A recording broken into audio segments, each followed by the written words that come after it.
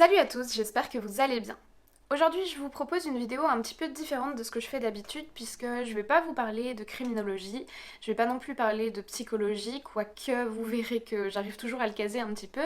Je vais vous présenter la vie et la carrière de Marina Abramovic, qui est une artiste qui fait des performances très spéciales dans lesquelles elle repousse ses limites à la fois physiques et mentales. Et elle est notamment connue pour être la grand-mère de la performance artistique. Alors j'en profite tout de suite pour vous prévenir, je vais vous parler d'art du coup aujourd'hui. C'est pas mon métier, hein, j'ai pas fait d'études en art, en histoire de l'art ou quoi que ce soit, donc je suis peut-être probablement d'ailleurs pas la personne la plus à même de vous parler de ce sujet. J'avais vraiment envie de vous le partager et je pense que vous allez comprendre pourquoi est-ce que cette vidéo a sa place sur ma chaîne. Donc là ce que je vais faire, c'est que je vais principalement vous parler de son parcours à elle et puis de certaines de ses performances qui sont ses plus marquantes, en tout cas de mon point de vue. Et puis à la fin de la vidéo, j'évoquerai aussi un petit peu, parce que j'ai pas le choix, je suis obligée, l'espèce de scandale qu'il y a autour de Marina Abramovic, l'espèce de chasse aux sorcières qu'il y a notamment sur internet, et puis le scandale du Pizzagate dont on a entendu parler. Donc je vous expliquerai ça à la fin et je vous donnerai mon point de vue sur tout ça. Comme d'habitude, je vous laisse vous installer bien confortablement, éteindre vos lumières et c'est parti.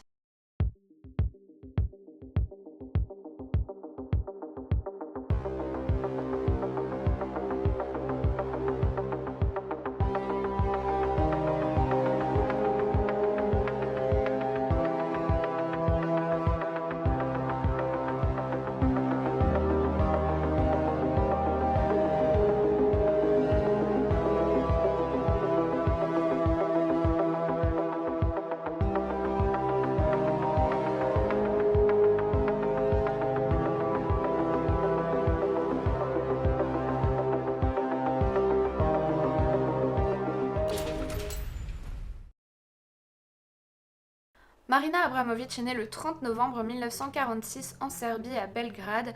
Elle a été élevée par sa grand-mère jusqu'à l'âge de ses 6 ans, puis elle a été reconfiée à ses parents. De ce que j'ai vu, son père était plutôt absent et sa mère, elle, était vraiment quelqu'un de très très strict, qui la battait régulièrement, qui a utilisé des châtiments corporels sur sa fille tant qu'elle a vécu avec elle, c'est-à-dire jusqu'à l'âge de ses 30 ans, donc assez tardivement. Elle a absolument toujours voulu être artiste, d'ailleurs elle a donné sa première exposition à l'âge de 12 ans, donc elle était plutôt précoce, et à ce propos elle dit même qu'elle était un petit peu jalouse de Mozart qui lui a donné son premier concerto à l'âge de 7 ans. Et au départ, Marina peignait, elle faisait de la peinture, elle peignait notamment ses rêves. Et un rêve qui revenait régulièrement, qu'elle raconte, où elle s'imaginait aller placer un jouet de voiture sur une autoroute et se mettre ensuite en hauteur et regarder ce jouet se faire percuter par des camions. Sauf que dans ce rêve-là, c'était un peu spécial parce que quand le camion entrait en collision avec la petite voiture, le jouet, c'était le camion qui était complètement détruit. Et pour elle, c'est vraiment la représentation de la victoire de l'innocence que l'on ne peut pas détruire. Ensuite, elle est passée à l'observation du ciel et des nuages pour trouver son inspiration, et elle raconte qu'un jour, où il faisait vraiment grand beau, elle était dans un champ, elle regardait le ciel, il n'y avait absolument aucun nuage, c'était un ciel totalement bleu. Et à un moment, il y a des avions militaires qui sont passés dans le ciel, donc qui sont passés juste au-dessus d'elle, et ça lui a fait comme un espèce de déclic à ce moment-là, parce que c'est de là que lui est venue en fait l'inspiration de ne plus avoir besoin d'aller dans son studio pour créer de l'art, parce qu'en fait, en gros, dans sa tête, c'était la vision du ciel bleu, puis tout à coup l'apparition des avions, puis à nouveau ils sont plus là, et vraiment c'est là qu'elle s'est rendue compte en fait qu'on pouvait faire de l'art avec absolument tout. En gros, cet épisode, ça lui a comme révélé le fait que le concept, l'idée est plus importante que la production matérielle et concrète de quelque chose. Elle raconte même qu'après ça, elle est allée à la base militaire pour demander si elle pouvait avoir accès aux avions pour les utiliser pour faire des dessins dans le ciel, ce qui lui a bien évidemment été refusé. Donc c'est là qu'elle s'est rendue compte que tous les médias ne pouvaient pas forcément être accessibles, mais ça l'a pas découragée et elle s'est dit qu'elle allait commencer à faire de l'art avec les éléments, donc avec l'air, l'eau, la terre, le feu. Et voilà de là où est née son inspiration de commencer à faire des performances. Puis elle a continué à expérimenter ce côté performance artistique avec des choses, avec des objets. Et le jour où elle a utilisé son corps devant un public, c'est là apparemment que ça lui a à nouveau fait une révélation et qu'elle s'est rendue compte que ce serait son média d'expression. Si vous n'êtes pas trop familier avec le concept de performance artistique, je vais vous citer une définition qu'a donnée Marina Abramović lors d'une conférence TED que vous pouvez regarder en intégralité en barre d'infos si jamais ça vous intéresse. La performance est une construction physique et mentale que l'artiste crée à un moment spécifique, dans un endroit devant un public, et une énergie de dialogue en découle. Le public et l'artiste font l'œuvre ensemble. La différence entre une performance et le théâtre est énorme. Au théâtre, le couteau n'est pas un vrai couteau, et le sang n'est que du ketchup. Dans une performance, le sang est un matériau, et la lame de rasoir ou le couteau sont les instruments. Et on ne peut pas rejouer une performance car on ne peut pas faire nombre de ces choses une deuxième fois. Ce que vous devez comprendre, c'est que ce qui est intéressant dans une performance, c'est son côté immatériel. Donc vous devez être là pour la vivre, ou alors il faut que quelqu'un vous la raconte ou qu'on vous la montre en film, mais c'est vraiment pas quelque chose que vous allez pouvoir accrocher à un mur. C'est quelque chose qui doit se vivre dans l'instant, dans le présent, et ça c'est une notion qui est vraiment hyper importante pour Marina Abramović. D'ailleurs elle a dit quelque chose que je trouve hyper intéressant, elle a dit « le temps est une invention ». Elle explique que, en effet, le temps, ça sert à mesurer soit le passé, soit le futur, mais quand vous vivez vraiment dans l'instant présent, eh bien finalement, le temps n'existe pas. D'ailleurs, elle dit que la forme d'art la plus immatérielle et donc du coup la plus puissante, c'est la musique, et puis ensuite vient la performance, et je trouve que c'est un point de vue vraiment très intéressant avec lequel je suis plutôt d'accord. Marina, elle décrit son œuvre en disant que absolument tout le monde a peur de la souffrance, de la douleur et de la mort, et que elle, ce qu'elle fait, c'est qu'elle met en scène ces peurs-là devant un public, et qu'elle utilise toute l'énergie de son public, donc issue de ses peurs, afin de repousser les propres limites de son corps et d'aller le plus loin possible, ce qui au final la libère de ses propres peurs, de ses propres angoisses, de souffrance et de mort. Beaucoup des performances qu'elle a fait ont mis son intégrité physique et même sa vie en péril. Elle s'est notamment flagellée, elle s'est lacérée, elle a congelé certaines parties de son corps, ou même elle s'était placée à un moment au centre d'une étoile soviétique en feu et elle s'est évanouie à cause du manque d'oxygène. Donc c'est vraiment des performances totalement extrêmes. En 1997, elle a présenté Balkan Baroque à la Biennale de Vienne. C'est une performance dans laquelle elle était en train de nettoyer des milliers d'os de vaches ensanglantées pendant que derrière elle, il y avait des images de la guerre des Balkans qui étaient projetées. Exactement à l'image de la guerre, son travail était complètement vain puisqu'il est absolument impossible de nettoyer tout le sang qui est présent sur ses os. Et le but de cette performance-là, c'était vraiment de créer une image très forte qui devienne le plus intemporelle et universelle possible à propos de la guerre. Et elle a d'ailleurs remporté le Lion d'Or pour cette performance. La carrière de Marina Abramović a aussi été marquée par une relation très forte avec un homme qui s'appelait Ulay, avec qui elle a fait plein de performances en duo. Elle l'a rencontré à Amsterdam en 1975, elle a quitté son mari pour lui et ils ont eu une relation fusionnelle pendant 12 ans. Beaucoup de leurs performances portaient sur le rapport au corps, sur la violence dans la relation et aussi sur la confiance absolument ultime qu'il pouvait y avoir entre l'un et l'autre. En 1977, par exemple, Marina et Ulay s'embrassent, collent leur bouche l'une à l'autre et ils vont respectivement inspirer puis expirer l'air des poumons de l'autre pendant près de 20 minutes jusqu'à l'asphyxie. En 1980, Ulay tient un arc et une flèche tendue directement sur le cœur de Marina et les deux s'installent, tiennent l'arc de sorte que leurs poids respectifs maintiennent cette tension. Du coup, si jamais l'un des deux faiblit ou flanche, Marina décède. Des micros fixés sur eux retranscrivent en direct les battements de leur cœur pendant toute la durée de cette performance. Durant les années 80, Marina et Ulay ont beaucoup voyagé ensemble pour un projet qui s'appelait Night Sea Crossing, dans lequel ils mettaient en scène des sortes de tableaux vivants un petit peu partout dans le monde, dans des musées, dans plein d'endroits, notamment en Australie. Et l'un de leurs projets très importants, c'était de parcourir la muraille de Chine, de partir chacun d'un côté de la muraille et de marcher en direction de l'un de l'autre pour se rejoindre au milieu. Et en fait, ils ont été en pourparlers pendant tellement longtemps, pendant 8 ans avec le gouvernement chinois, que quand ils ont reçu les autorisations qui étaient nécessaires, ils étaient en pleine rupture.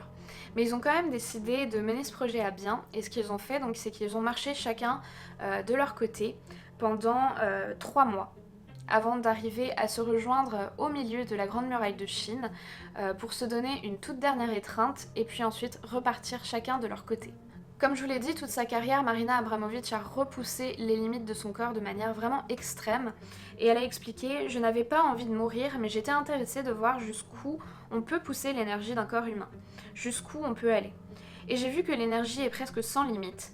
Ce n'est pas le corps qui compte, c'est l'esprit qui vous pousse jusqu'à des limites que vous n'auriez jamais pu imaginer. Et puis il y a aussi une bonne partie du travail artistique de Marina qui se base sur une espèce d'interaction avec le public. Il est arrivé à plusieurs reprises que Marina se mette en danger dans le cadre de ses performances au point que le public était obligé d'intervenir pour l'arrêter. Et c'est précisément l'un des buts qu'elle recherche, le fait de casser cette espèce de barrière qu'il peut y avoir habituellement entre une œuvre d'art et les spectateurs, et là véritablement leur donner ce côté beaucoup plus actif dans la performance parce qu'elle les pousse à intervenir. Mais il est aussi arrivé que la violence vienne du public lui-même, comme dans cette performance lorsque Marina avait tout juste 25 ans. On est en 1974 et Marina Abramović constate qu'il y a beaucoup de critiques d'art qui sont très très virulents à propos des performances, qu'ils considèrent comme quelque chose proche de l'exhibitionnisme, et ils disent que les artistes performeurs sont vraiment des êtres dérangés qui veulent uniquement créer des tensions. Donc elle réfléchit beaucoup à ça et elle décide de mettre en place cette performance qui s'appelle Rythme Zéro, qui est vraiment une de ses œuvres les plus connues, qui a fait énormément de bruit. En fait, dans cette performance, son objectif c'était de voir jusqu'où le public était capable d'aller si l'artiste lui-même ne faisait rien. La performance était la suivante. Marina s'est placée seule dans une pièce complètement vide, avec seulement une table sur laquelle il y avait des instructions et des objets. Les instructions disaient: sur la table, il y a 72 objets avec lesquels vous pouvez me faire ce que vous voulez. Performance. Durée 6 heures. 20 heures, 2 heures du matin. Je suis un objet. Je prends la responsabilité de tout ce qui se passera pendant ce laps de temps. Et sur la table, les objets étaient répartis en fait en deux types. Il y avait les objets dits de plaisir, donc par exemple une plume, des fleurs, du parfum, du raisin, du vin.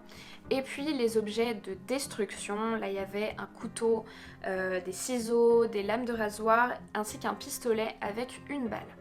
Elle explique: je voulais vraiment prendre ce risque.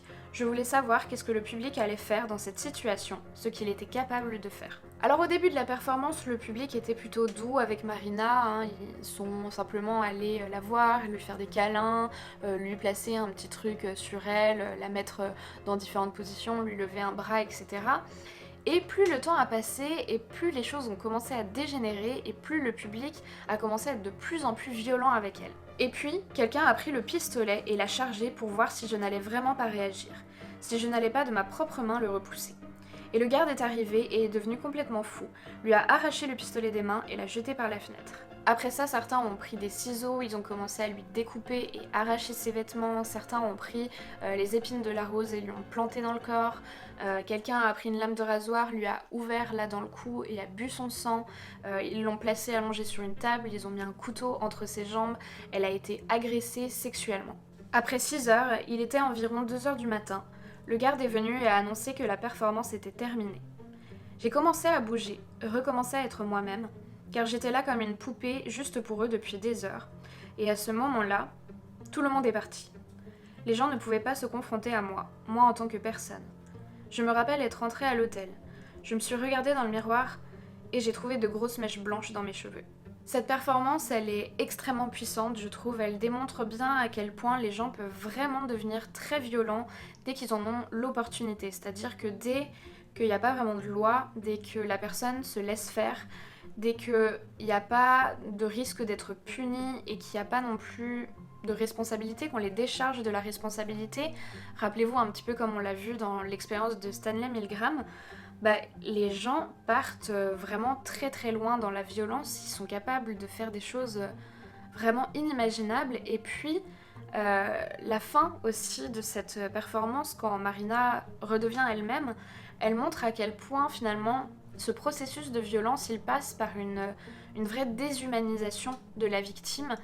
Et je trouve que vraiment la morale de tout ça est extrêmement puissante et bouleversante.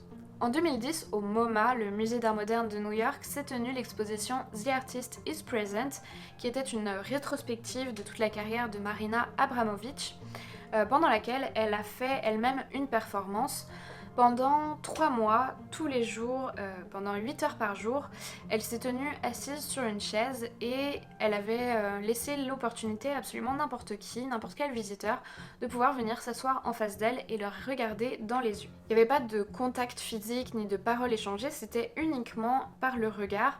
C'est une performance qui a eu énormément de succès. Il y a beaucoup de visiteurs qui sont venus pour pouvoir s'asseoir en face de Marina, au point qu'il y avait des heures et des heures d'attente pour pouvoir passer sur la chaise.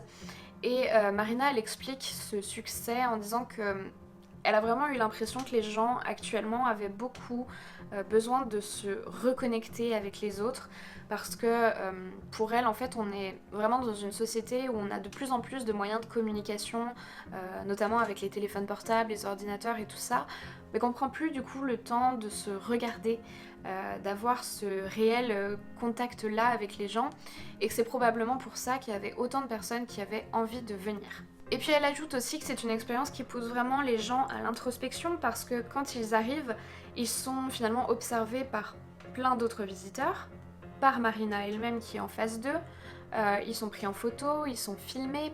C'est, je pense, un moment très intense pour eux et du coup, ça fait ressurgir énormément de choses auxquelles en fait ils peuvent juste pas se défiler parce qu'ils sont finalement leur seul moyen d'échapper à tous ces regards qui sont sur eux, c'est de se recentrer sur eux-mêmes, c'est de repartir en introspection et du coup de faire face à ces choses qui surgissent.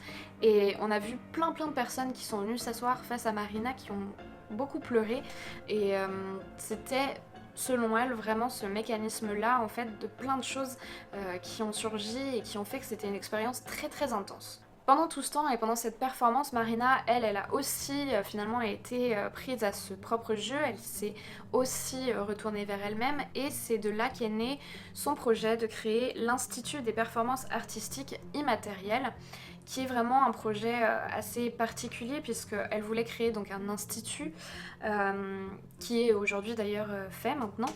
Et c'est un endroit en fait où vous pouvez aller expérimenter la méthode Marina Abramović, qui est vraiment très particulière, qu'elle développe beaucoup dans la conférence TED dont je vous ai parlé, qui sera listée en barre d'infos et que je vous invite à aller regarder si jamais ça vous intéresse. Mais c'est une méthode qui m'a vraiment beaucoup rappelé certaines techniques de méditation, notamment ce qu'on appelle la mindfulness. Donc vraiment le fait d'être à l'écoute de son corps, de son esprit, et puis d'arriver à un espèce d'état de sérénité absolue. Et puis lors de toute cette performance, The Artist is Present, il y a eu un moment qui est vraiment particulièrement fort, qui a été filmé, où Lei, l'ex de Marina, s'est présenté à elle, il est venu s'asseoir devant elle, et c'est quelque chose auquel elle ne s'attendait vraiment pas. Donc c'est un moment très particulier parce que c'est un peu des sortes de retrouvailles. Bon, ils s'étaient quand même revus quelques fois depuis leur rupture sur la muraille de Chine, mais ça a été vraiment un moment très intense qui est filmé. À chaque fois que je regarde la vidéo de ce moment-là, j'ai vraiment les larmes qui viennent parce que c'est incroyable tout ce qui se passe dans leur regard. On voit toutes les années qu'ils ont vécues ensemble qui défilent. Enfin, c'est vraiment hyper touchant, je trouve. C'est quelque chose qui est plein d'émotions et vraiment pour moi, justement, l'art, c'est ça. C'est toutes les émotions qu'on peut ressentir, que nous-mêmes on peut vivre, alors que voilà, c'est le travail de l'artiste, mais que nous-mêmes on est touché par quelque chose. Et vraiment, je vous invite à aller voir la vidéo. Je vais essayer de vous mettre quelques extraits dans le montage, mais la vidéo en intégralité sera listée en barre d'infos si jamais vous avez envie d'aller la voir. Et chose que je vous conseille vraiment si jamais vous m'avez écouté jusqu'ici, parce que quand on connaît le concept, quand on connaît toute l'histoire qu'il y a entre ces deux personnes, je trouve que c'est extrêmement puissant. Voilà, à la base, je voulais vraiment arrêter ma vidéo sur ça parce que je trouvais que c'était un beau message de fin et je voulais pas forcément parler de tout la polémique et tous les scandales qu'il y a à propos de Marina Abramović. Sauf que quand je faisais mes recherches, j'ai quand même beaucoup traîné sur internet, sur notamment tous les forums américains à propos de cet artiste-là, et bon, je me suis rendu compte que je pouvais pas éclipser toute cette histoire-là, que j'étais un petit peu obligée d'en parler, donc je vais essayer déjà de vous expliquer en fait quel est ce scandale, enfin même quels sont ces scandales à propos de Marina, et puis ensuite je vous donnerai mon point de vue. Donc ce qu'il faut savoir, c'est qu'il y a beaucoup de rumeurs sur internet, notamment sur l'internet américain, de ce que j'ai vu sur les forums type le forum Reddit, dont je vous ai déjà parlé plein de fois, comme quoi Marina Abramović serait impliquée dans des sortes de pratiques ou des rituels sataniques occultes, et puis aussi dans le scandale du Pizzagate. Donc ça, c'est deux choses un petit peu différentes. Déjà, il y a des personnes vraiment qui accusent Marina Abramović d'être une sataniste, notamment à cause de plusieurs choses. Déjà de la performance qu'elle a donnée lors d'un espèce de gala de charité qui s'appelle le Watermill en 2013, qui avait pour thème Devil's Heaven, donc le paradis du diable. Donc en gros, si vous voulez, c'était une espèce de soirée mondaine avec beaucoup de célébrités sur le thème un peu ange et démon. Et elle a présenté quelque chose, je crois que c'était un gâteau, mais je suis pas sûre. En tout cas, c'était vraiment très réaliste. On aurait dit le cadavre d'un corps de femme nue dans du sang, et c'était consommable. Donc les gens pouvaient prendre une petite part à la petite cuillère. Donc ça a déjà fait énormément de bruit parce que blabla, voilà, elle était sataniste, c'était une mise en scène hyper glauque, etc.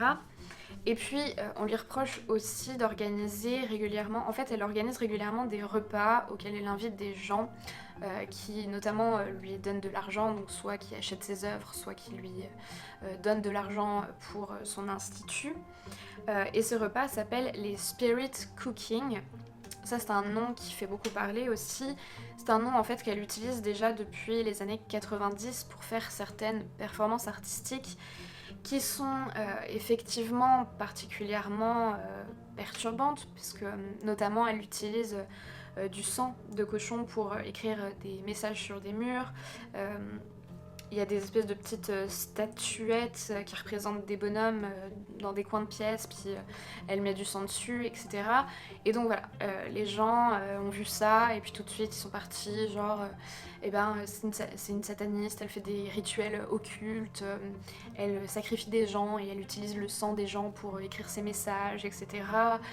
Comme en plus ces fameux spirit cooking, donc ces repas qu'elle donne, il y a pas mal de célébrités et de personnes politiques par exemple qui sont invitées, ça alimente aussi beaucoup le côté, vous savez, les personnes influentes, les Illuminati, etc. Donc du coup ça a fait que plein de personnes disent que Marina Abramović est une sataniste. Mais ce qui est incroyable en fait, c'est de se dire qu'il y a vraiment des gens qui n'arrivent pas à comprendre que tout ça ce sont des mises en scène, que ce sont des métaphores. Alors certes très glauques, mais je veux dire, il suffit de regarder la carrière de Marina Abramović pour comprendre que c'est clairement pas quelqu'un qui fait dans la dentelle, hein. Elle a toujours fait du trash, elle a toujours fait des choses qui provoquaient les gens, qui pouvaient les révolter, qui les mettaient face à leur inconfort finalement. Donc c'est pas étonnant en fait qu'elle fasse des choses comme ça. On peut ne pas aimer effectivement, mais ça reste une artiste qui fait des choses très bizarres. Et je vois pas en quoi ça pourrait être vraiment les preuves qu'elle fait des rituels sataniques. Je veux dire, c'est pas des preuves, mais les gens utilisent ça, et vous avez toute la team Jean-Michel premier degré qui voit ça et qui se dit ah, elle utilise du sang, elle fait semblant de manger des gens, donc c'est une sataniste, donc elle fait des trucs occultes, donc c'est une sorcière. Bon, j'ai vraiment beaucoup de mal à comprendre ce genre de logique, mais sachez que vraiment il y a énormément de gens qui sont comme ça et qui vont vraiment vous dire non mais si, il y a des photos, il y a des preuves, elle l'a reconnu. Non, c'est complètement faux.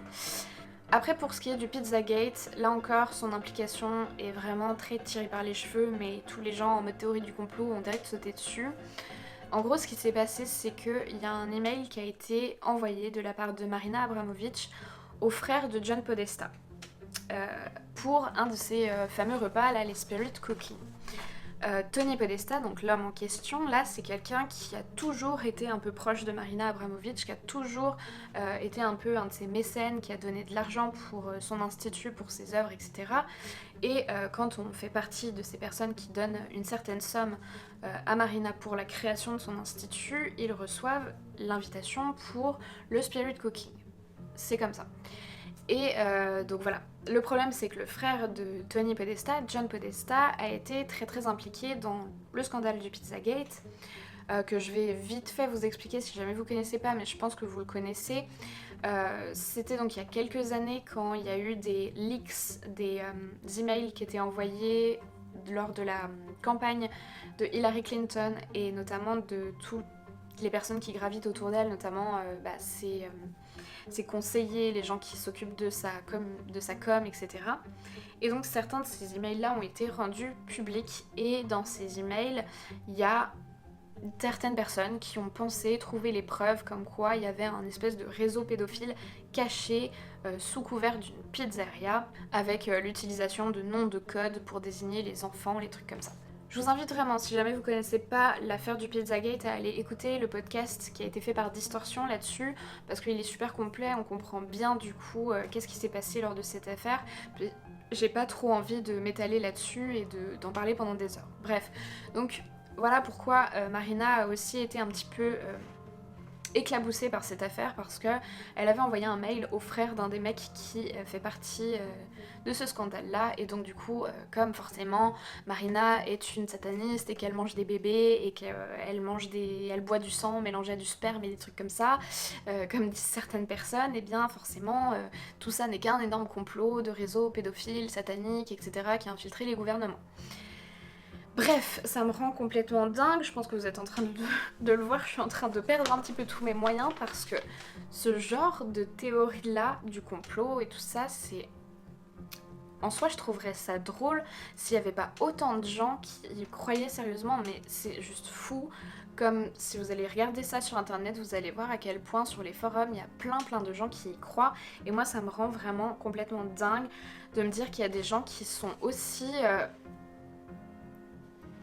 Comment dire ça sans paraître méchante, mais vraiment il y a des gens qui sont complètement bas de plafond, complètement cons et qui arrivent à croire à toutes ces théories-là d'Illuminati et de reptiliens et de théories du complot et de trucs comme ça. Je veux bien croire, je suis tout à fait la première à dire que les réseaux pédophiles, oui ça existe, qu'il y a très probablement des personnes influentes, notamment dans les hommes politiques, qui doivent savoir des choses là-dessus, qui sont peut-être potentiellement impliqués. Ok, mais partir dans des espèces d'histoires de rituels sataniques et tout ça qui mettraient en lien absolument tous les gens, en fait, toutes les stars du showbiz, toutes les personnalités politiques, toutes les personnes influentes, tous les gros hommes d'entreprise, tous les trucs comme ça, non, c'est juste, enfin, c'est trop. Et puis en plus, si jamais ça existe, ce à quoi, là encore une fois, je veux bien dire, je veux bien croire que ça peut exister, mais juste... Vous vous doutez bien qu'ils feraient pas des espèces de soirées, de galas de charité où ils mangent des corps d'êtres humains et où ils font des trucs aussi chelous. Enfin, genre, ça va, ils sont spécialement pas cons si jamais c'est eux qui dirigent le monde. C'est pas les gens les plus bêtes de la Terre. Donc en fait, ils vont pas faire ça, puis il y aura pas des photos qui vont être publiées sur internet et dans la presse. Faut réfléchir 2 secondes, ça me semble tellement logique. Et du coup, le fait qu'une artiste utilise du sang pour faire des choses, je peux comprendre que ce soit pas au goût de tout le monde. Mais en fait, on ne demande pas l'avis de Jean-Michel anonyme sur internet pour dire si c'est de l'art ou si c'est pas de l'art. Il y en a plein qui disent ah bah non, c'est pas de l'art, nanana, elle devrait plutôt être dans un hôpital psychiatrique, elle devrait se faire interner, c'est une sorcière, etc. Et en fait, j'en suis venue à me dire que cette espèce d'acharnement qu'il y a sur Marina Abramović particulièrement, ça ressemble vraiment à une forme de chasse aux sorcières moderne sur internet. Et d'ailleurs, vraiment, on lui fait des procès d'intention sur tout un tas de choses. On lui reproche ses collaborations avec certains artistes, par exemple avec Lady Gaga ou Jay-Z, qui, oh, comme par hasard, sont aussi des personnes qui sont tout le temps au centre de plein de théories du complot, en mode les Illuminati et tout ça. Et en fait, vraiment, j'arrive pas à trouver quels arguments donner à ces gens-là, parce qu'en fait, c'est fou comme... ils peuvent vous soutenir que oui, elle l'a reconnue elle-même, qu'il y a des photos qui circulent où on la voit en train de manger des bébés, des trucs comme ça, alors que non, c'est complètement faux. Puis Marina Abramović elle-même a nié des tas de fois qu'elle a absolument rien à voir avec le satanisme, que c'est pas du tout son délire, qu'elle est grave éloignée de ce genre de choses et que c'est pas du tout ce qu'elle fait. Elle l'a dit plein de fois et il y a absolument zéro preuve qui pourrait nous faire croire qu'elle ment. Donc je comprends juste pas. Et en fait, À force d'y réfléchir, parce que du coup quand je préparais cette vidéo, vraiment je réfléchissais à ça et je me suis dit c'est juste fou comme sur internet, une femme qui réussit, une femme qui a du succès dans quelque chose, une femme qui a privilégié sa carrière plutôt que de fonder une famille, une femme qui assume son corps, qui montre son corps, qui assume sa nudité, qui assume sa sexualité, qui dérange, qui travaille avec des choses un petit peu glauques, etc. Et bah forcément, on va la cataloguer comme sataniste. Parce que c'est forcément un complot, parce que c'est évident que c'est impossible qu'une femme qui est intelligente, qui est douée dans ce qu'elle fait, qui travaille énormément, puisse réussir. Finalement, bah non, c'est beaucoup plus simple de dire qu'elle a signé un pacte avec le diable pour avoir du succès. Hein, enfin bref, j'avais vraiment besoin de dire ça parce que ça me révolte totalement de voir à quel point les gens sur internet sont capables de partir méga loin pour rien et sont vraiment, mais genre, je suis désolée, mais il y a vraiment beaucoup de gens qui sont cons, qui arrivent pas à comprendre certaines subtilités et le fait que il y a des métaphores et qu'il faut pas tout prendre au premier degré. Que je sais que je vais probablement pas me faire des amis en ayant dit tout ça et en me positionnant, en donnant mon total soutien au travail de Marina Abramovic. Je dis pas que j'aime tout ce qu'elle a fait, hein. Il y a certains trucs qu'elle a fait qui me touchent pas spécialement, mais je veux dire pour moi c'est vraiment une figure tellement forte du monde artistique et puis aussi un vrai exemple en tant que femme de détermination et de force. Alors je dis pas que tout le monde doit faire comme elle, hein, parce que c'est vraiment extrêmement dangereux, mais ce que je veux dire c'est qu'elle a vraiment été capable de repousser les limites, d'assumer qui elle était, mais de A à Z, et elle a fait des choses et elle est arrivée à un stade aujourd'hui où elle est vraiment, je veux dire, elle pèse vraiment dans le game de l'art contemporain. C'est pas donné à tout le monde et juste respect à ça quoi, que vous aimiez ou que vous aimiez pas ce qu'elle fait, je m'en fous, puis c'est pas la question, vous avez totalement le droit, mais c'est juste qu'on peut pas essayer de retirer à quelqu'un le statut qu'il a gagné au prix d'années et d'années d'efforts, en salissant sa réputation avec des conneries comme genre c'est du satanisme ou des complots complètement cons, enfin complètement sortis de nulle part. Je trouve que c'est vraiment tellement dommage que des gens se permettent de dire des choses comme ça sur internet. Mais bon, on est encore une fois dans un débat qui de toute manière tourne en rond parce que je crois qu'il faut malheureusement entre guillemets accepter et en même temps je trouve que non, on ne devrait pas accepter, mais bref, en tout cas, savoir que ça se passe comme ça. Et que voilà, je comprends tout à fait le fait que quand on commence à aborder certaines questions, quand on commence à travailler avec des matières un petit peu glauques, quand on a notamment des os, des crânes, du sang, des choses comme ça autour de soi, bah, ça attire tout un tas de personnes qui comprennent juste pas et qui sont obligées de tout de suite monter sur leurs grands chevaux et penser qu'on a un esprit malade parce qu'on aime ce genre de choses ou parce qu'on a envie de faire réfléchir les gens avec ces médias-là. Et bon, voilà, c'est comme ça. Écoutez, je pense que le travail de Marina Abramovic résonne un petit peu en moi par rapport aussi à ce que j'essaye de faire sur cette chaîne et par rapport à certains commentaires que j'ai déjà pu recevoir. Mais voilà, j'avais vraiment envie de vous faire cette vidéo-là sur une de mes passions, autre que la criminologie, autre que la psychologie. J'espère vraiment que vous l'avez apprécié malgré le fait que c'est très très différent de ce que je vous présente d'habitude. Dites-moi dans les commentaires si jamais vous connaissiez déjà, je pense que vous avez forcément déjà entendu parler de certaines de ses performances, parce que je sais qu'il y a des vidéos d'elle qui ont beaucoup tourné à certains moments, notamment sur Facebook et sur tous les réseaux sociaux. Donc voilà, je serais pas étonnée que vous ayez déjà entendu parler d'elle, et puis j'ai envie de connaître votre avis finalement sur sa carrière. Il n'y a pas de souci si jamais vous n'aimez pas son travail et que voilà ça vous plaît pas, il n'y a aucun problème, vous avez tout à fait le droit de le dire. Tant que vous avez des critiques constructives, moi ça me va, on a tout à fait le droit d'avoir un avis sur quelque chose, on a tout à fait le droit de pas être d'accord. Tout ce que je veux en fait, et tout ce que je vous demande s'il vous plaît, c'est de rester correct dans les commentaires et que ça parte pas en embrouille et en insultes et tout ça. C'est tout ce que je vous demande. Après, vous êtes totalement libre de me donner votre avis, à la fois sur son travail, à la fois sur cette vidéo qui ressemble pas aux autres que j'ai pu faire jusque là. Il y a zéro problème et au contraire, je serais ravie d'échanger avec vous. Allez, moi je vais arrêter avec cette vidéo, je vais aller redescendre un petit peu en pression en me faisant une infusion je pense, et puis je vous dis À vendredi prochain, j'espère, si j'arrive à publier la vidéo, parce que depuis mon trou paumé, je sais que j'ai vraiment pas beaucoup de connexion internet, donc je vais tout faire pour que vous ayez cette vidéo dans les temps, et si jamais c'est pas le cas, on se retrouve le vendredi d'après. Je vous dis à très vite en tout cas, je vous fais plein de gros bisous, et en attendant, n'oubliez surtout pas de rallumer vos lumières. 1, 2, 3, 4.